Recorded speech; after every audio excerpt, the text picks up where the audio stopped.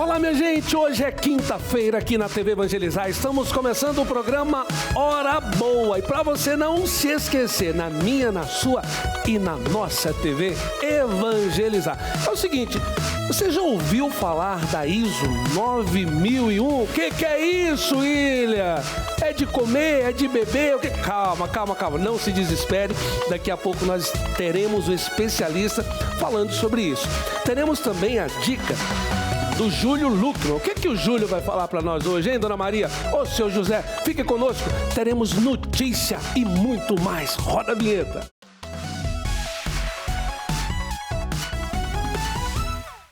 Mas eu quero acolher você que nos acompanha em todo o Brasil pelos canais digitais. Cada cantinho desse Brasil tem alguém que assiste a TV Evangelizar. Quero acolher você que nos acompanha pelos canais abertos. São tantos, né? Curitiba, canal 16, Maringá 31, Belém do Pará, canal 50, Olinda, Recife, canal 47. São tantas.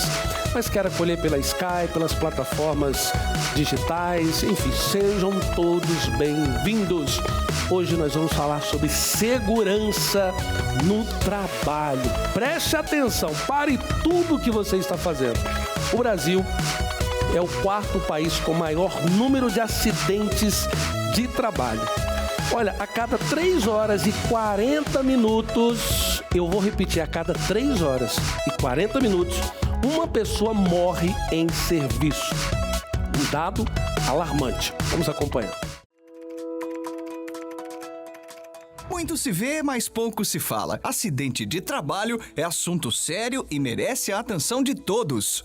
A cada 3 horas e 40 minutos, um brasileiro morre de acidentes ou doenças relacionadas ao trabalho. Nos últimos anos, 1.800.000 trabalhadores foram afastados por conta desses episódios e, ao todo, foram registradas cerca de 6.000 mortes. Esses dados da Previdência Social preocupam. Comparando com outros países, o Brasil está em 4º lugar no ranking mundial que avalia essa fatalidade dentro das empresas.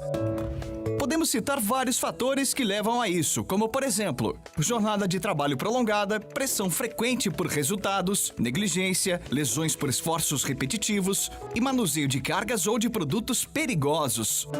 Para vocês terem uma ideia de como esses casos são recorrentes, aproximadamente há 65 anos foi implementada uma lei no país que torna obrigatória nas empresas uma comissão de prevenção a acidentes, a CIPA. Os membros dessa comissão realizam reuniões mensais para debater os problemas de segurança do trabalho encontrados nas empresas e buscam soluções para que a saúde do funcionário seja preservada. Mas além desse trabalho realizado pela CIPA, é de extrema importância que as empresas criem uma cultura de prevenção de acidentes. Nada mais justo que manter o cuidado e o bem-estar de todos os colaboradores e da própria corporação, não é mesmo? Você de casa já ouviu falar em ISO 9001? Olha, hoje nós vamos desvendar, desmistificar esse termo que pode parecer complicado para muitas pessoas. E para isso, nós trouxemos aqui um especialista em qualidade, o Plauto Dieter. Seja bem-vindo ao programa Hora Boa. Boa tarde, William. É uma satisfação muito grande estar aqui para falar com o pessoal sobre um assunto tão relevante, né? Desmistificar algumas coisas em torno da ISO 9001. Vamos lá, a ISO é um selo, né? Uma certificação, mas para quem está em casa agora, assim, de repente nunca ouviu falar sobre isso, o que é esse selo, essa certificação 9001? Qual o principal objetivo dentro das empresas? A ISO, ela como o nome já diz, é a Organização Internacional de Padronização. Então, é uma organização que não tem fins lucrativos. Ela foi criada em Genebra, em 1947, e ela cria normas de sistemas de gestão, normas para padronização mundial.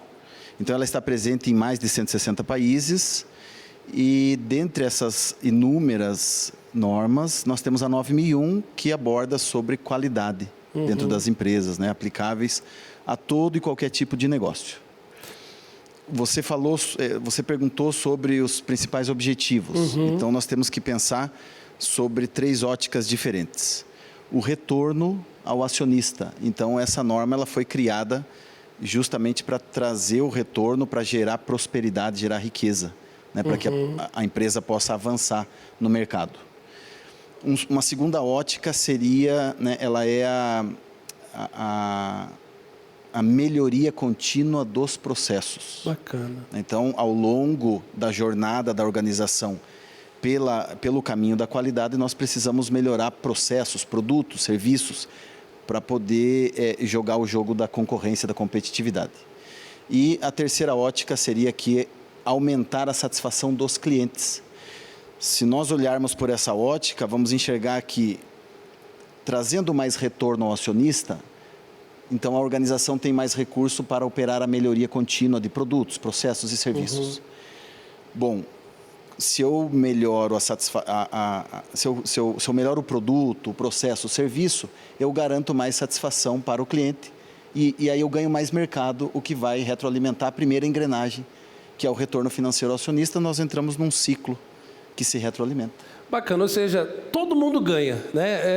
Uma linguagem assim mais no mundo aí das vendas é o ganha-ganha, né? O acionista ganha, a empresa ganha, o processo, né, dentro da empresa tem uma melhoria cada vez mais e lá na ponta o cliente também tem um ganho com isso. Mas esse selo é apenas uma exigência para grandes empresas, pequenas empresas, negócios menores? Como que funciona?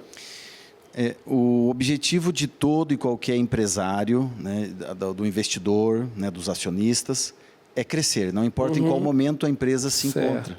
Né? Então, ela é aplicável a pequenas empresas, médias, grandes empresas, fabricantes de produtos, prestadora de serviços, com ou sem fins lucrativos. Então, ela vem para organizar as atividades de maneira a diminuir perdas e aumentar os ganhos. E isso é uma coisa que a gente precisa admitir que todos querem. Todos que estão no mercado estão buscando diminuir as perdas e melhorar os ganhos, né? Quando se fala em ISO 9001, quais são os mitos? Bom, geralmente o mercado acaba entrando na ISO 9001, né, buscando essa certificação que é tão importante, muito por força do cliente. Então, o cliente coloca como uma exigência que, para participar das licitações, para participar dos processos de compras, né, para poder fornecer, precisa ter a certificação. Então, geralmente, essa necessidade vai chegar na empresa por força maior, por uma exigência do cliente. Então, a organização acaba buscando essa solução, nos chama lá como especialista para ajudar a implantar o sistema, implementar a cultura de qualidade na empresa, institucionalizar isso ao longo do tempo.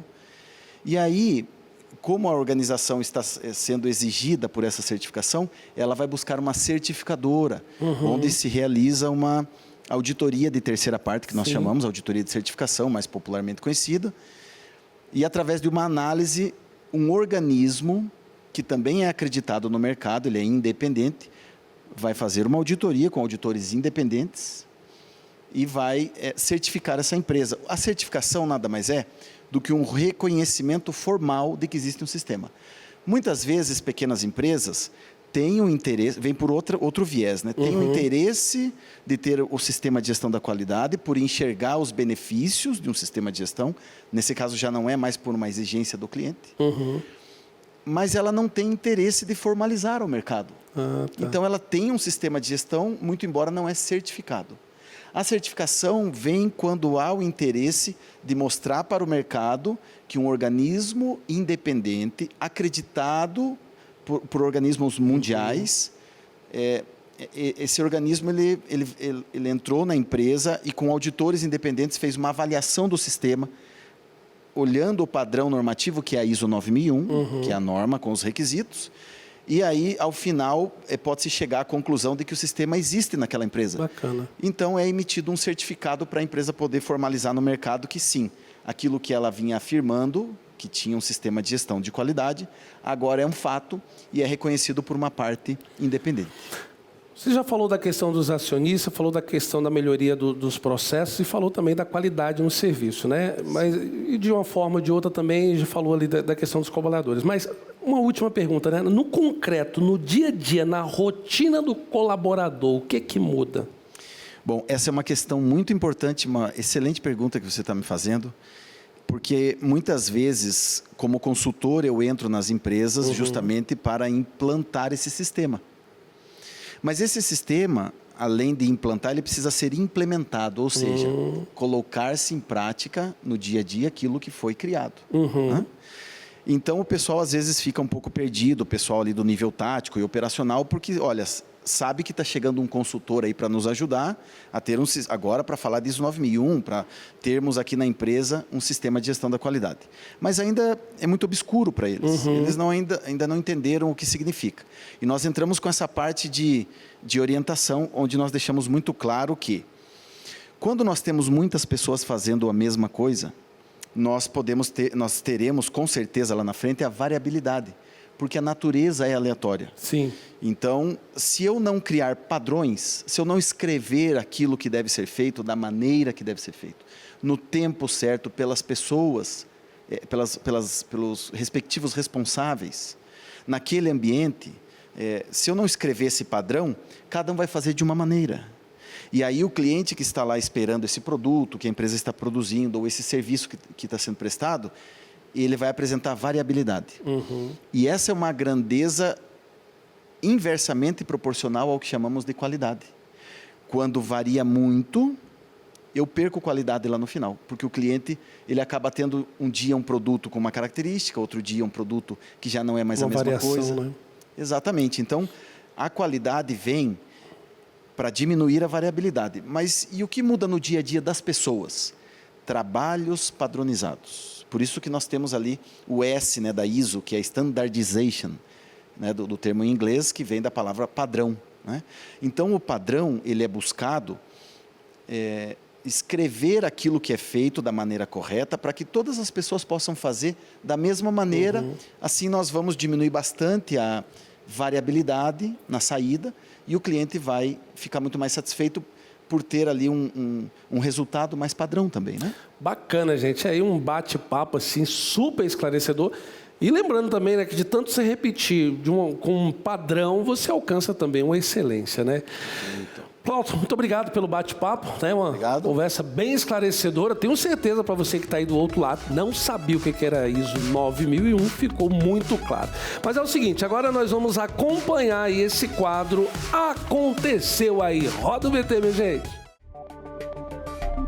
Roma, na Praça São Pedro, repleta de fiéis, Papa Leão XIV prosseguiu seu ciclo de catequese sobre as parábolas do Evangelho, refletindo sobre o bom samaritano. Com palavras simples e profundas, o pontífice destacou que a compaixão não é apenas um dever religioso, mas a essência da humanidade. A cidade de Imperatriz, no estado do Maranhão, sediou um fórum inovador sobre gamificação e novas linguagens, reunindo lideranças juvenis de 9 dioceses maranhenses. O evento discutiu estratégias criativas para conectar a evangelização ao universo digital das novas gerações. O fórum buscou capacitar lideranças para uma pastoral juvenil mais dinâmica e conectada, usando ferramentas como jogos digitais como metáfora da jornada de fé, redes sociais para engajamento evangelizador e inteligência artificial como aliada na catequese. O evento deve inspirar projetos pilotos em várias dioceses a fim de aproximar os jovens da igreja por meio de linguagens contemporâneas. O cardeal uruguaio Daniel Sturla revelou que o Papa Leão XIV planeja visitar a Argentina, o Uruguai e possivelmente o Peru em sua primeira viagem à América Latina. Em entrevista à Rádio Carve, o cardeal Sturla afirmou que as chances de o Uruguai estar no itinerário são muito altas, já que o país e a Argentina não foram visitados pelo Papa Francisco, apesar de seu desejo.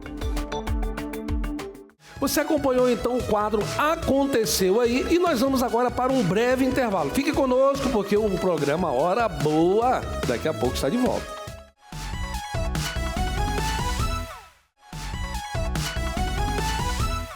E já estamos de volta com o programa Hora Boa, esse programa de informação, um programa leve, um programa mais suave, nesse finalzinho de tarde. Ô, Dona Maria, ô, seu João tá chegando do trabalho, tá jogado aí no sofá, tá relaxado, não é mesmo? É o seguinte, nós vamos agora acompanhar, nós vamos conhecer um projeto no Espírito Santo que tem mudado a vida de jovens em unidade socioeducativa. Por lá, o grafite é mais do que uma arte, é um instrumento de ressocialização e transformação da vida dessas pessoas, desses jovens. Vamos ver.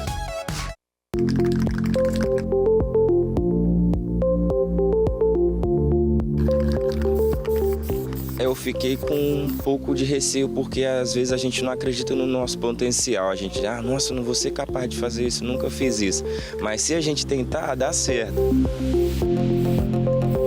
Esse mural foi pintado dentro da unidade de internação metropolitana localizada no Xuri, em Vila Velha. Esse trabalho faz parte do projeto Travessia, que busca levar dignidade, arte e capacitação para menores infratores. A ideia de levar a cultura do grafite para dentro da unidade partiu do Fred, que é artista visual e durante 2 semanas compartilhou um pouco do seu conhecimento com esses jovens. Nem todos aqui vão querer fazer grafite, mas tem alguns que já falaram que eles têm o sonho de montar barbearia, outros que têm sonho de trabalhar com segurança no trabalho, que descobriram, né, a profissão aqui a partir do curso, e eles foram moldando essa perspectiva, assim, esse encontro, esse compartilhamento de vivências que é o objetivo principal do projeto. O mural pronto é o resultado final do projeto, que possibilitou a esses jovens aprender, além de técnicas de grafite, noções de segurança do trabalho. Como proposta, apresentar o grafite, mas ele também de forma profissional para os meninos. Então, além de eles aprenderem técnicas, né, de pintura, eles também têm curso de segurança no trabalho, curso de direitos humanos, todos eles são certificados, né, prontos para ter outras oportunidades quando saírem desse lugar aqui. Eu sinto jovens mais leves, eu sinto que a gente consegue criar uma conexão com eles diferente e aí resgatar e trazer coisas da vida desse jovem para que ele repense. E é esse o nosso objetivo aqui, criar estratégias que ele possa olhar para aquele passado e construir um novo futuro. O projeto Travessias faz muito isso, né? O nome já fala, atravessar, né? É um processo mesmo de resgatar e de passar, lógico que é doloroso, mas de passar de uma forma diferente. A liberdade, tão sonhada por esses jovens, que é representada pelas 2 aves no mural, pode ser vista por todos os socioeducandos aqui. Você gostaria que alguém visse, né, esse mural e que esse alguém vai ficar muito feliz? Quem é essa pessoa e por que essa pessoa vai ficar muito feliz? Minha mãe e minha avó, porque eu até me emociono porque ela vai gostar muito. Porque eu falei, mãe, ainda vou te dar muito orgulho, minha mãe e minha avó. E só dela estar escutando minha voz, precisa nem ver meu rosto, só dela estar escutando, ela vai se emocionar muito, ela vê aquela arte ali, porque elas acreditam muito em mim, acreditam no meu potencial.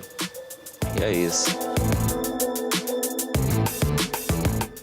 Está aí, minha gente, o grafite levando transformação para todos esses jovens. Muito importante, parabéns pela reportagem. Mas agora nós vamos ficar por dentro do que tem acontecido, as notícias, boletim de notícias, minha gente. Boa tarde, William. Pela primeira vez neste ano, a neve foi registrada no Brasil. O fenômeno aconteceu no amanhecer desta quinta-feira, dia 29, nas cidades de São José dos Ausentes, Bom Jesus e Cambará do Sul, no Rio Grande do Sul, e também em Urupema e São Joaquim, na Serra Catarinense. A causa foi uma forte massa de ar polar que derrubou as temperaturas próximas de 0 grau. Pesquisadores brasileiros testaram o uso de nanopartículas de prata produzidas por um fungo comum na indústria para combater a Covid-19. Os testes em laboratório mostraram que as partículas ajudaram a impedir a entrada do vírus nas células e reduziram a inflamação nos pulmões, um dos quadros mais graves da doença. Além disso, elas controlaram a reação exagerada do sistema imunológico, evitando danos mais severos. A produção é sustentável e os cientistas estudam usá-la em sprays, desinfetantes e até em tratamentos para outros vírus no futuro. A falsificação de medicamentos é um problema grave que oferece risco à saúde e causa prejuízos econômicos bilionários ao Brasil. Para ajudar os consumidores e os profissionais da saúde a identificar os remédios falsificados, a Associação da Indústria Farmacêutica de Pesquisa e o Ministério da Justiça e o Conselho Nacional de Combate à Pirataria lançaram uma cartilha com orientações claras. Medicamentos falsos podem não conter o princípio ativo correto, prejudicando o tratamento e podendo causar intoxicações. Sinais de falsificação incluem erros de ortografia, embalagens diferentes, lacres rompidos e preços muito baixos. Para evitar os riscos, compre sempre em farmácias físicas ou nas plataformas digitais oficiais. Para quem quiser, a cartilha está disponível gratuitamente para download nos sites do Ministério da Justiça, gov.br/mj e também da Associação da Indústria Farmacêutica, interfarma.org.br. Eu volto com você, William. E agora que você está bem informado, nós vamos às dicas do nosso Júlio Luckman. Muito obrigado, Júlio, pelo seu conhecimento, por ajudar tantas pessoas. Você já ouviu falar na folha de oliveira? Pequena no tamanho, mas poderosa nos benefícios? Olha, ela ajuda a controlar a pressão, reduzir o colesterol e até dar aquele up na imunidade. Vamos ver. Você sabe que planta que é essa daqui? Essa daqui, ó, com certeza, você já provou o fruto dela. Certeza absoluta. Vou mostrar ela de novo aqui para você, ó. Sabe que planta que é essa daqui? Essa daqui é a planta da oliveira. Você já deve ter comido o azeite, né? Usado no seu dia a dia o azeite ou a azeitona. Eles vêm dessa planta aqui. Claro que aqui ela está num espaço para trazer beleza, né? Para trazer estabilidade energética aqui para o espaço. Mas a oliveira, ela pode ser consumida também em forma de chá, as suas folhas. E você sabe o que ela tem de tão interessante? Duas coisas. Primeiro, ela é antioxidante, ajuda a gente a não ter aquela coisa do envelhecimento precoce. Sensacional para isso. Mas ela tem uma função que ela inativa uma boa parte dos vírus que a gente tem aí no nosso dia a dia, com o vírus da gripe, por exemplo, e vírus de herpes, né? Então, se a gente faz o chá dela, quando você tá lá com aquela gripona ferrada, ou quando você tá ali naquela condição que aquela herpes está querendo estourar, você já sentiu que dá aquela aquecida no beiço ali, vai sair, faz um chá dela e já aproveita e coloca em cima um pouco do óleo essencial de lavanda, tá? Mistura ele com azeite de oliva ou com outro tipo de óleo e coloca em cima que você vai ver que é sensacional. Sabia disso ou não?